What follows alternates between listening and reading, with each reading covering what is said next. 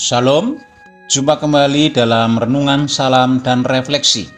Kiranya sukacita dan damai sejahtera Allah, Bapa, Putra, Roh Kudus menaungi atas kita semua. Sahabat saksi yang dikasihi Tuhan Yesus, di kesempatan yang indah ini, mari kita kembali merenungkan bagian firman Tuhan yang saya ambil dari kitab Roma 12 ayat 1. Demikian ada tertulis. Karena itu saudara-saudara, demi kemurahan Allah aku menasihatkan kamu, supaya kamu mempersembahkan tubuhmu sebagai persembahan yang hidup, yang kudus, dan yang berkenan kepada Allah. Itu adalah ibadahmu yang sejati. Mari kita hening dalam doa.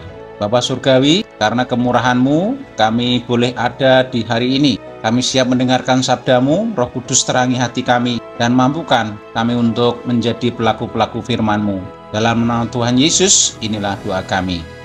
Amin. Saya memberi tema kecil, yaitu hidup adalah persembahan. Sahabat saksi yang terkasih, berbicara tentang persembahan adalah unsur yang tidak terpisahkan dalam kehidupan orang percaya dari sejak zaman Perjanjian Lama sampai pada hari ini. Tuhan sejak semula telah menetapkan peraturan yang sangat detail tentang persembahan, seperti yang dijelaskan dalam kitab Kejadian dan Imamat, khususnya pasal 5, 6, dan 7, di mana media yang ditetapkan adalah binatang sembelihan, baik lembu, domba, maupun burung tekukur. Bandingkan dengan kurban Kain di Kejadian 4 ayat 1-5.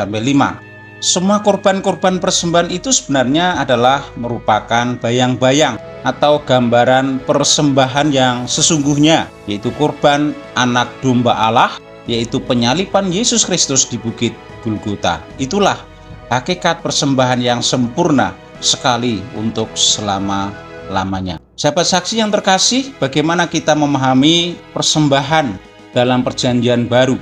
Pada umumnya persembahan yang kita pahami adalah persembahan berupa materi, misalnya uang. Ada persembahan kolekte ibadah minggu, persembahan persepuluhan, persembahan pembangunan, persembahan sosial, beasiswa, dan lain-lain.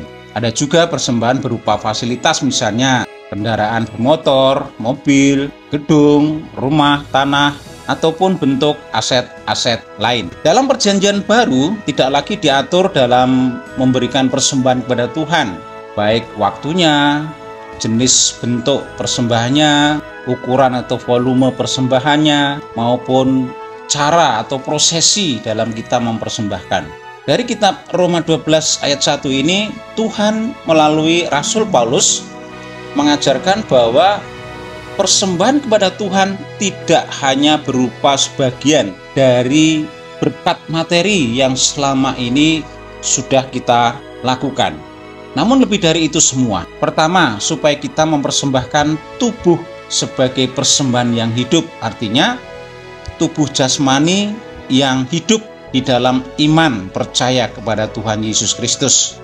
Tanpa iman, tubuh kita adalah mati, sedangkan Tuhan mau persembahan yang hidup.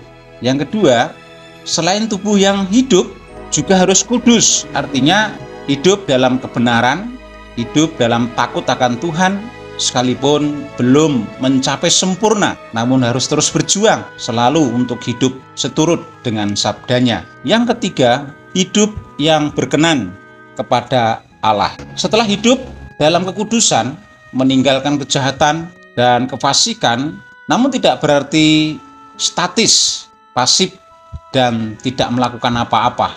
Tetapi di dalam Tuhan, sebagai orang percaya harus tetap proaktif dalam mengerjakan pekerjaan di ladang Tuhan, supaya terjadilah kehendak Tuhan di bumi ini seperti di surga. Persembahan inilah yang juga merupakan ibadah kita yang sejati. Jadi dapat kita simpulkan bahwa persembahan kita adalah seluruh aspek kehidupan di setiap waktu, di setiap tempat, dan di setiap keadaan. Ingat, hidup yang ada pada kita bukanlah milik kita.